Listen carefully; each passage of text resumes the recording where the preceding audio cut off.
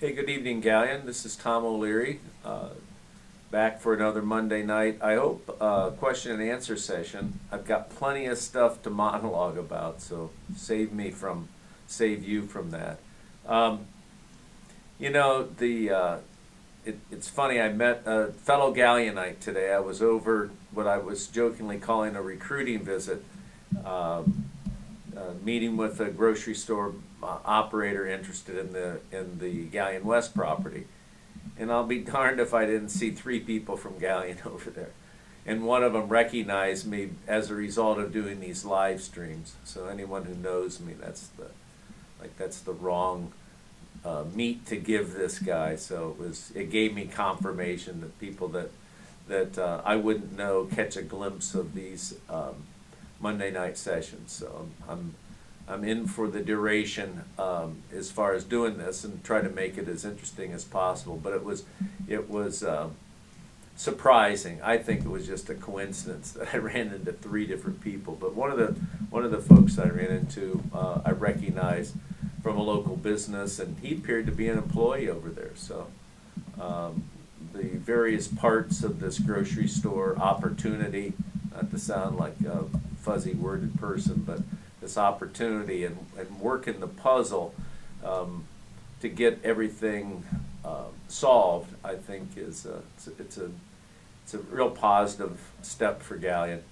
Really where the project is about where you would expect it to be when the local officials are called in to talk about the needs and the variables that are involved in the project.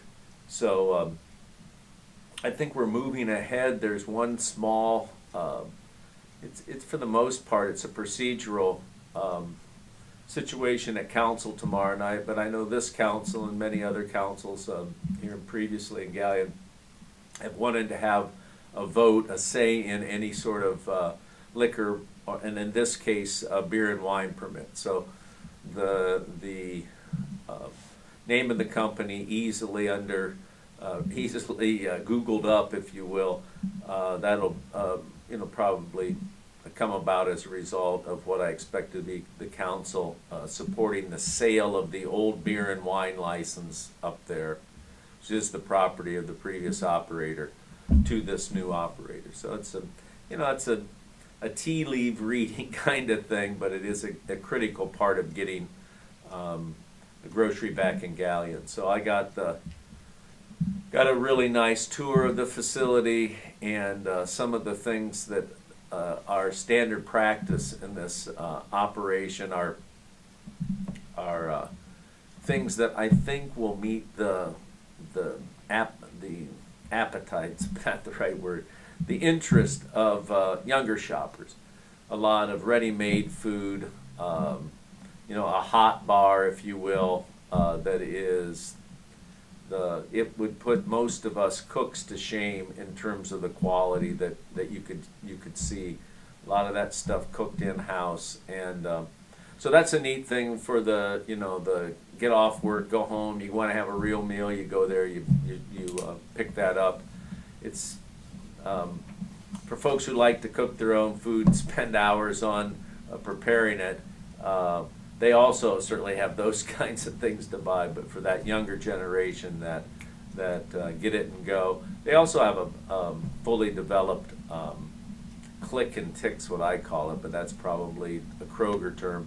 But this company, folks can order online, pick it up on the way home, just like you can, but you won't have to drive to Ontario or Bucyrus to do it. So let's hope that comes in place. There are some things that the company is talking to the city about, as you'd expect, with a project that in a new employer that would probably be in the neighborhood of 60 to 70 employees.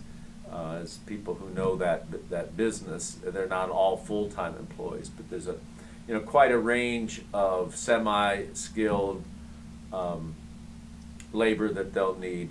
And they want to cut their own meat. That's the company way of doing it. So that's a little bit of a step up. It's something that is kind of exciting, and they bake their own stuff. So that's a throwback. the old days of freeze or defrost and then heat up pre-baked items. That won't be something that you'd see if this operation can work out the details and come to town. Just rattle on for one more minute about that. I had a great trip, by the way, if you couldn't tell. But this company has been interested in this property for a few years, and so this is something that they've had on their radar screen for a few years now, and so they see that the business opportunity is pretty solid over the last several years, and been trying to again work through many details to get this request. I think it's a need, quite honestly, of having more than one grocery store, and really what Discount Drug Mart's done is pretty remarkable in terms of meeting the community need. But even with those operations, I think most people would concede that our town will be better if we can make this thing happen. So that's kind of the news that I have to share with folks. And as I said, to summarize, it's about the time when you'd expect the local officials, about the point in the development of the project that you'd expect the company to contact local officials. Of course, we spent time talking about the quote-unquote regulatory environment, meaning signage, things that we can do through our local building department, and then advice, probably not the right word, but some suggestions about working with Richland County's building department. The company, at least the guys I talked to, didn't have direct experience with them. And I mean, they play an important part in that, but getting it clear in their mind where they had to go for commercial permitting. And then our fire inspector, as always, will be helpful and try to get to the issues that you need to have for fire safety and those sorts of things. So that's the kind of the regulatory phase that they'd be in, and so they're introducing themselves to those city processes, trying to understand from a building permit point of view who to work through. So,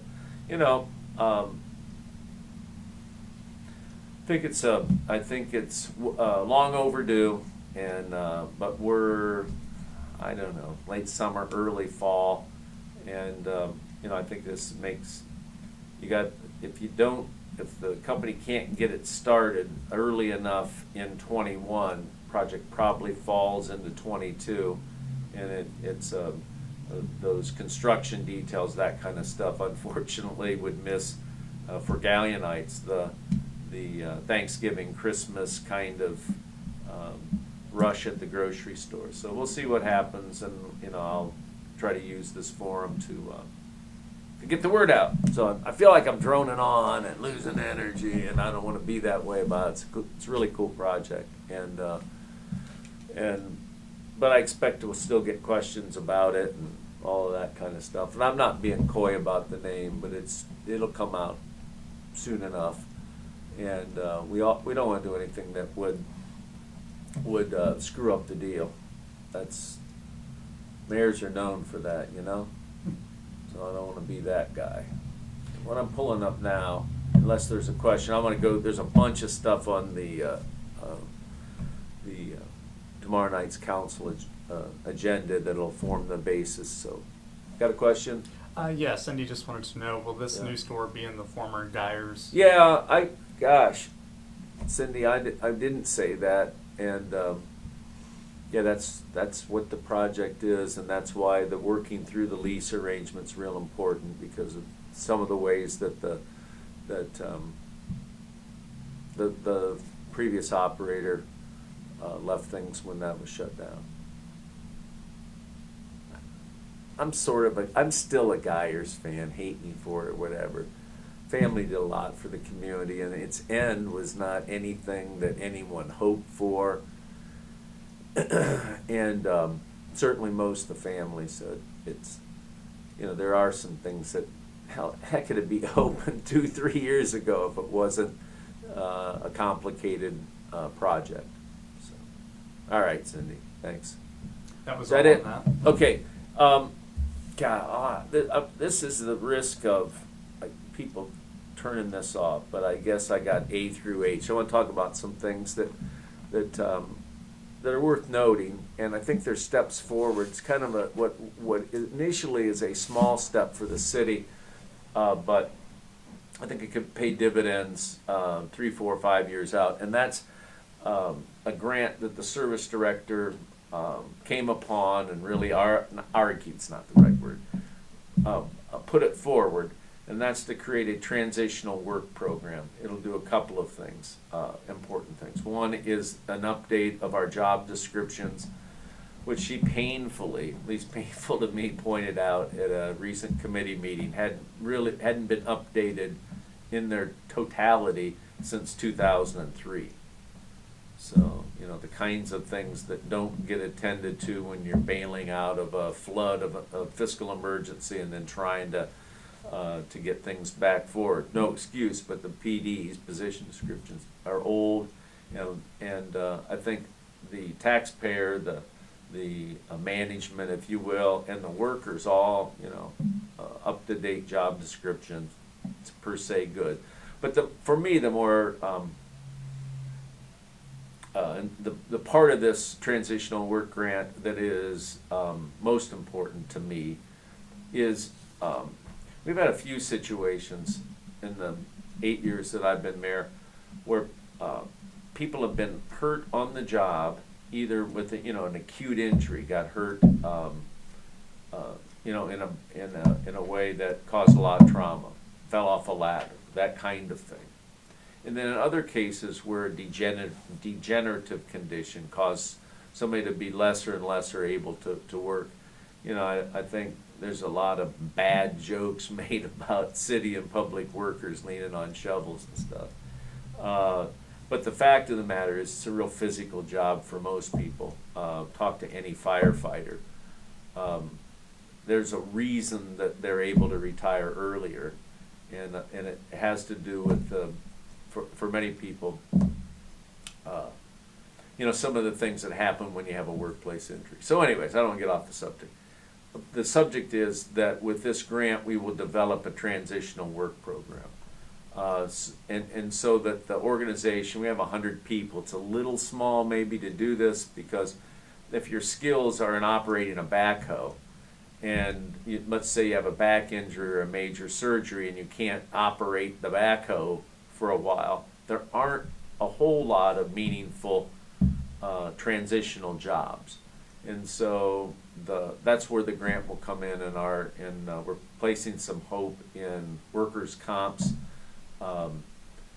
safety and hygiene department. That's what it used to be called, at least. I think that's what it is. And they look at the jobs and they'll help us see some things with existing positions that we could either transition on a part-time basis back to the job that the person had before, or just adjust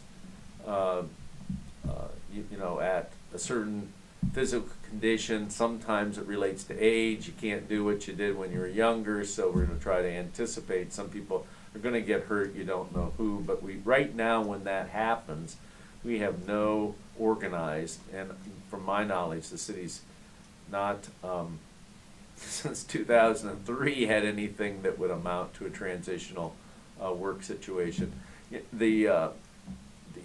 As a for instance, I should probably watch it, because we have really good relations with the unions, and I don't want to sort of throw something out there tomorrow morning I get an unfair labor practice. But when people are hurt, there are maybe some lighter duty things that could happen in the police department, as a for instance.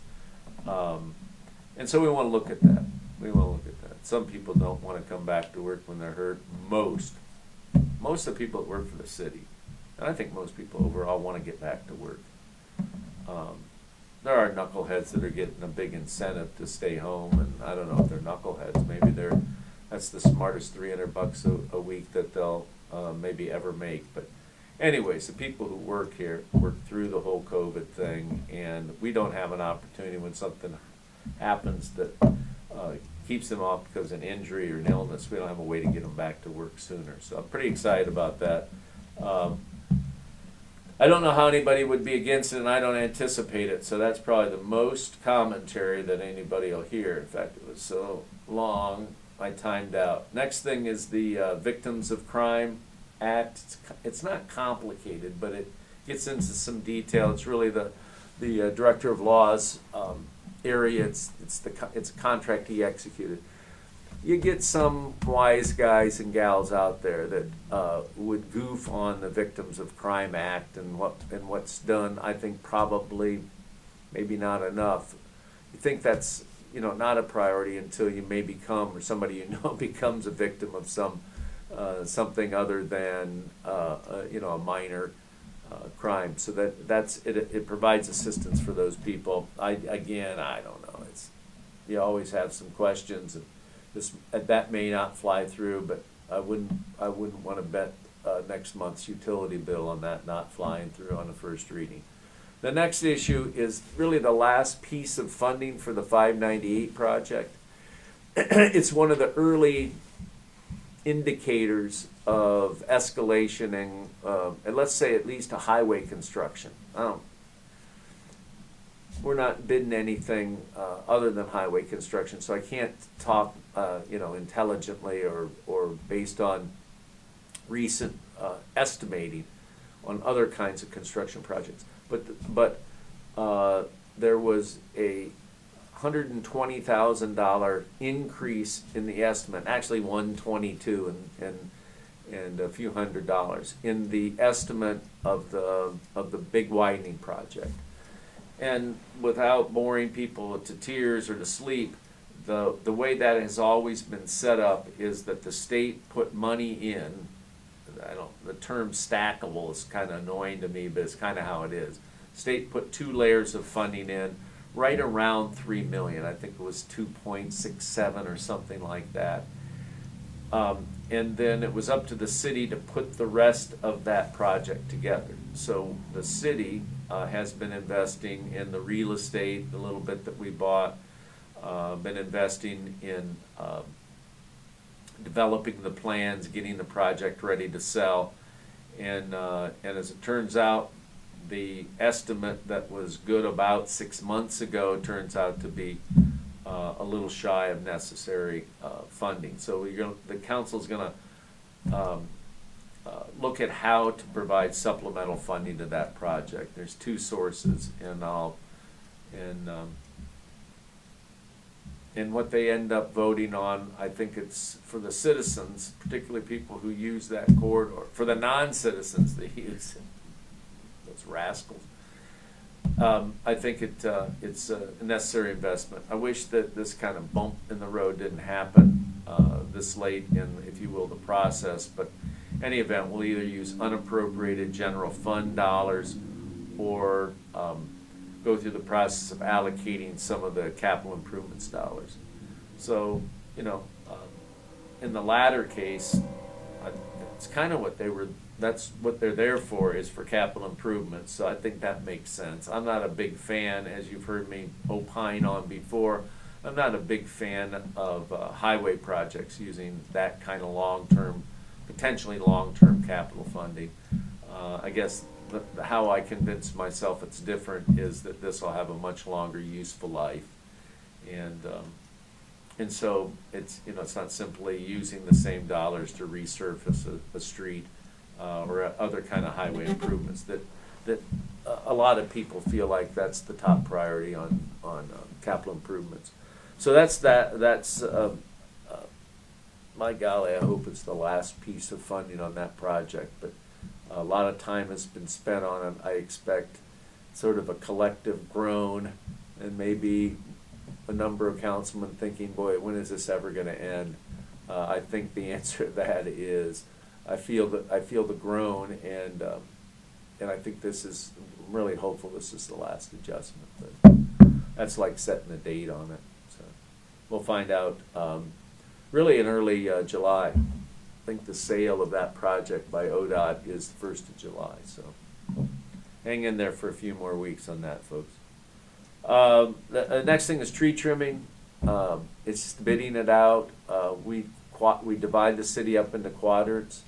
It's going to be the northeast quadrant. So if you think on the west side, the east side of Market and the north side of Hardingway, out to the city limits. As it turns out, where we know we have some issues aren't necessarily densely populated neighborhoods. So we know out Nazar Road and some of those areas where we have customers out a ways, we've got some trimming to do.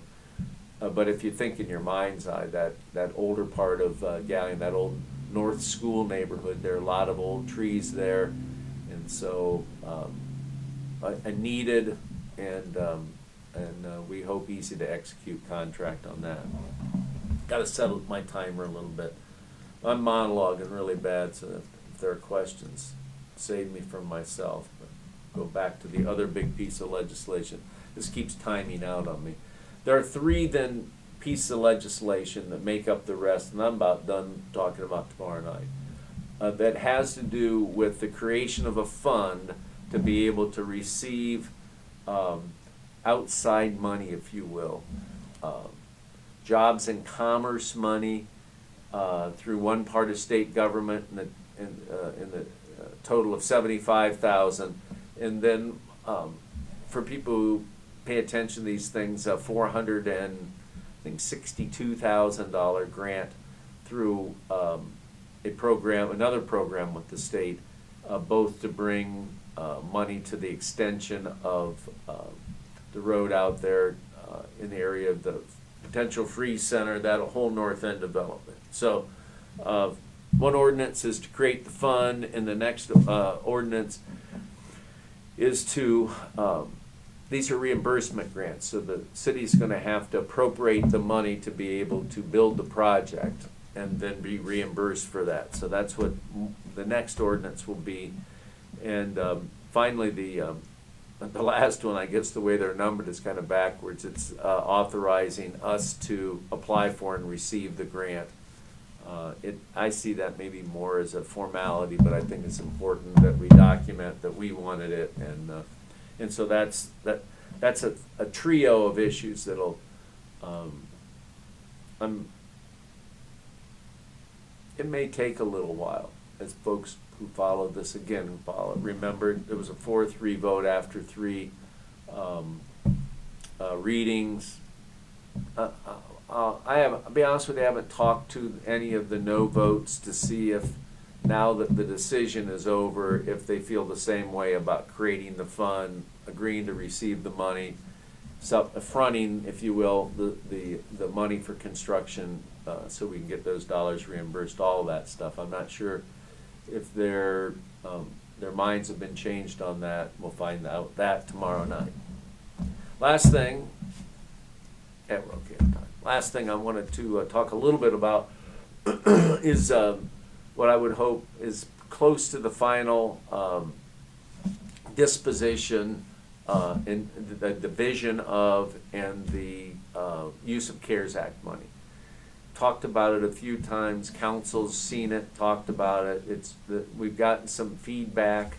There's a proposal to look at some transportation stuff, whatever that means, pushing that back and applying some of our Recovery Act funds to that.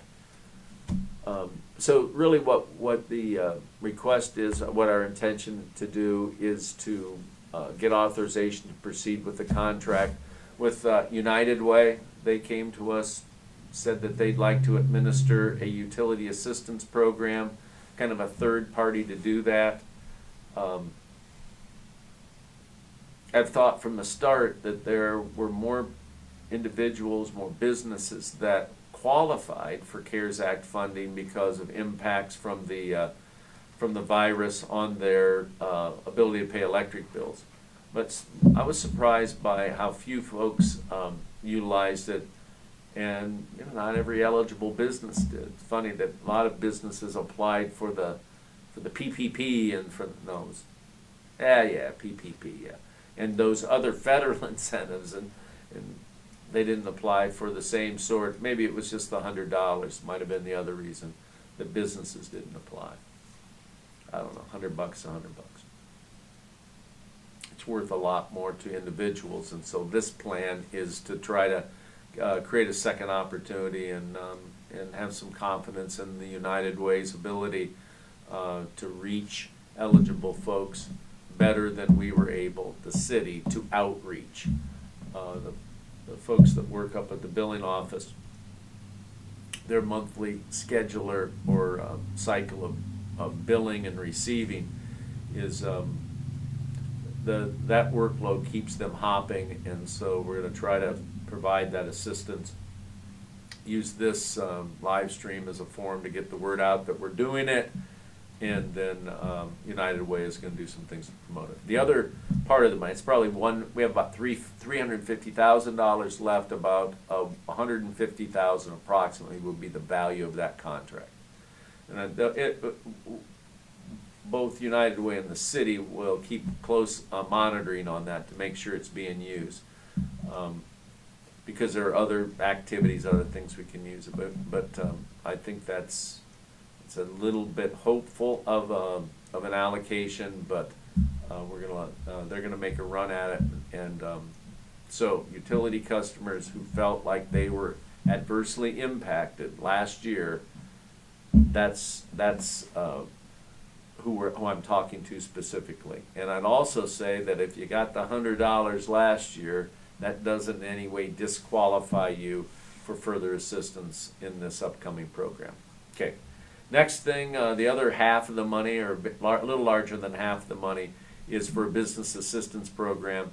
Our plan now is with the ordinance is to get approval to enter into a contract with the Galion Crescent Line Area Chamber of Commerce for Galion area businesses to get a smaller than those first rounds of business assistance, either federal or local ones, and try to, I think there's some businesses that will apply, and a few $1,000s now will help them in their cash flow efforts. It's really the same story, if you will, that I used to promote our original loan program that the city sent money to the Port Authority. They've got something like 19 loans to be collecting, so it certainly be, as we understand the rules, and since we have an opportunity to make the rules on this, the way we understand it is that there are businesses who would apply for this new money, if you will, who then could apply that money for the outstanding loan that they have with the Port Authority. So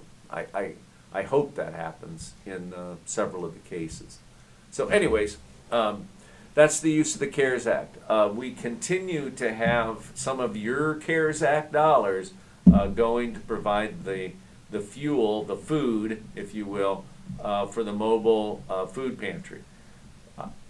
Things have gotten better for a lot of people in terms of post-COVID. I think that there are, as there were before COVID happened, there are people who have some food insecurity. A conversation with my brother today, and he was talking about insecurity versus poverty. So a shout out to him. I think he was wrong, but anyways, he was more liberal than me, to be honest with you. Anyways, that happens this week. It's been really successful, really popular, and successful. In the city has provided, was it 45,000? 34. 34,000. So it is a three-party partnership. Sometimes in the press accounts, the role of the folks paying for the food, maybe that gets a little bit left out. So council voted for it. It's important use of our CARES Act dollars. And if tomorrow's ordinance passes, gets favorable review. If it doesn't pass, then we'll be pretty quickly into using the last of the CARES Act dollars. So that's mostly tomorrow. I'm coming to council meeting, so come on up. I'm skipping baseball.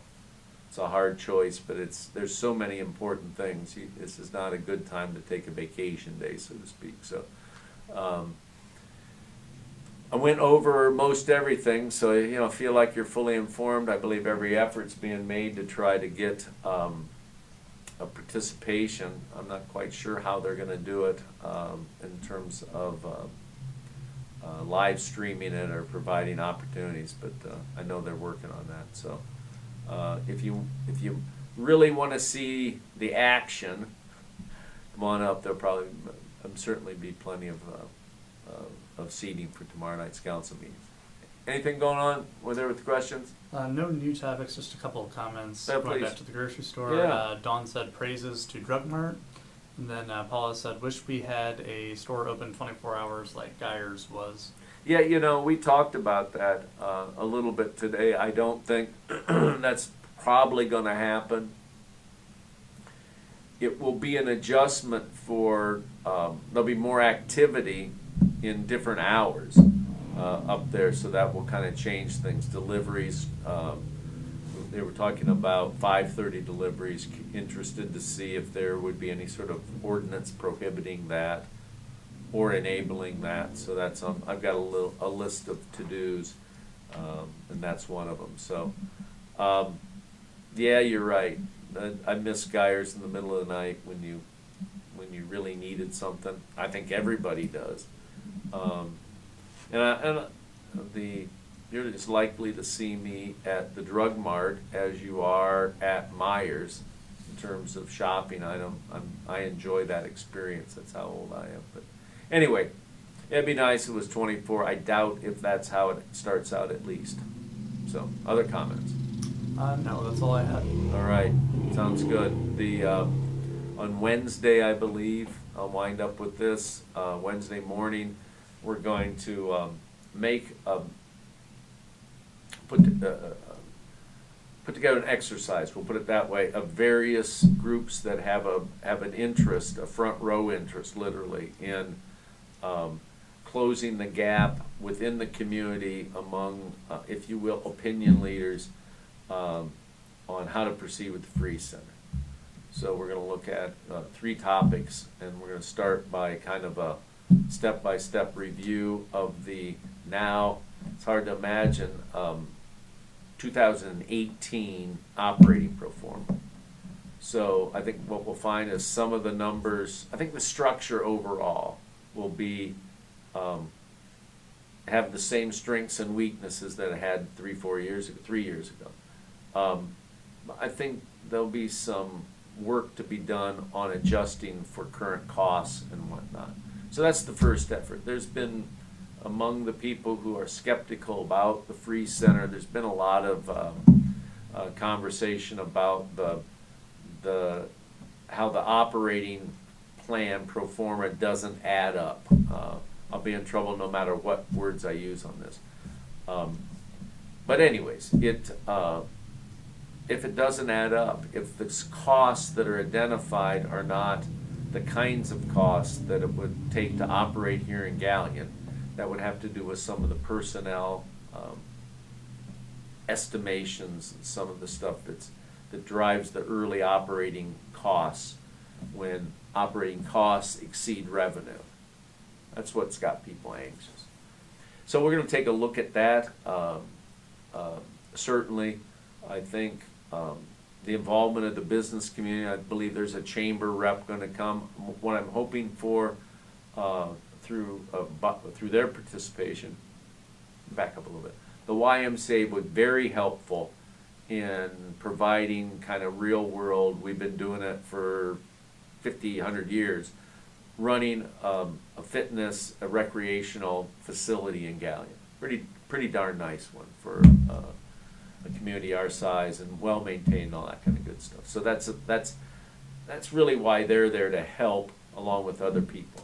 The next parts have to do with fundraising, and doggone it, the business community has to assist in helping those proponents. The hard work that's been done by a handful of people to really put together in hard dollars and put together in terms of potential dollars. Not most of the money, but we're getting pretty close to most of the money. And for years now, I've thought that the role of the local financial community to understand the project and see to what extent they can get behind it in terms of financial support. underwriting debt, doing some things that maybe have yet to be thought of or determined. But anyways, the business community is going to be there, and that's the second, I think, main objective of this ad hoc group that's coming together.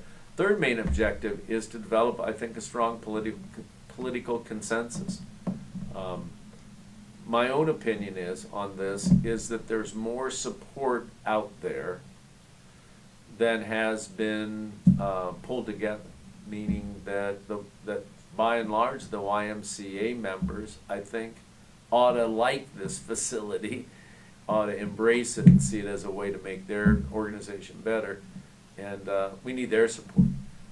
We need to get engagement, not just buy-in, not just a letter, but identify some ways that we can bring the school community into the equation. And so, although I don't believe they're represented in this first meeting, that's something that we should probably look at.